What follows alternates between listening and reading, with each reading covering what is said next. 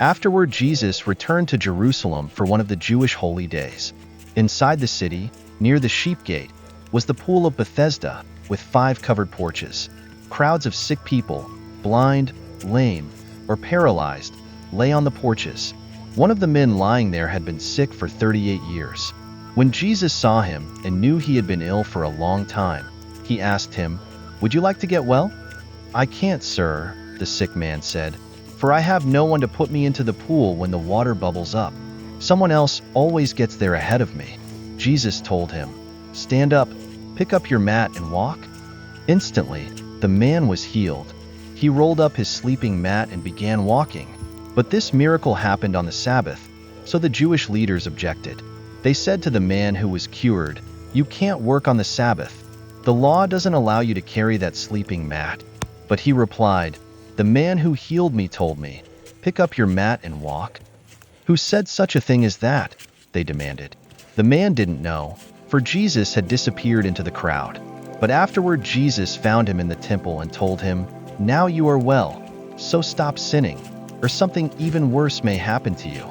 Then the man went and told the Jewish leaders that it was Jesus who had healed him.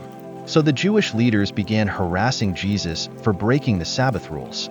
But Jesus replied, "My Father is always working, and so am I." So the Jewish leaders tried all the harder to find a way to kill him.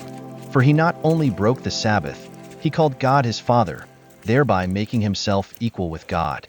So Jesus explained, "I tell you the truth, the Son can do nothing by himself.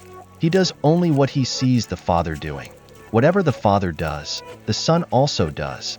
For the Father loves the Son and shows him everything he is doing. In fact, the Father will show him how to do even greater works than healing this man. Then you will truly be astonished. For just as the Father gives life to those he raises from the dead, so the Son gives life to anyone he wants. In addition, the Father judges no one. Instead, he has given the Son absolute authority to judge, so that everyone will honor the Son, just as they honor the Father. Anyone who does not honor the Son is certainly not honoring the Father who sent him. I tell you the truth, those who listen to my message and believe in God who sent me have eternal life. They will never be condemned for their sins, but they have already passed from death into life. And I assure you that the time is coming, indeed it's here now, when the dead will hear my voice, the voice of the Son of God, and those who listen will live. The Father has life in himself, and he has granted that same life-giving power to his Son. And he has given him authority to judge everyone because he is the Son of Man. Don't be so surprised. Indeed, the time is coming when all the dead in their graves will hear the voice of God's Son, and they will rise again. Those who have done good will rise to experience eternal life, and those who have continued in evil will rise to experience judgment. I can do nothing on my own. I judge as God tells me.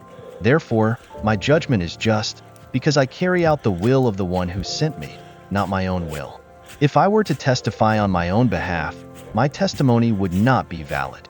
But someone else is also testifying about me, and I assure you that everything he says about me is true. In fact, you sent investigators to listen to John the Baptist, and his testimony about me was true.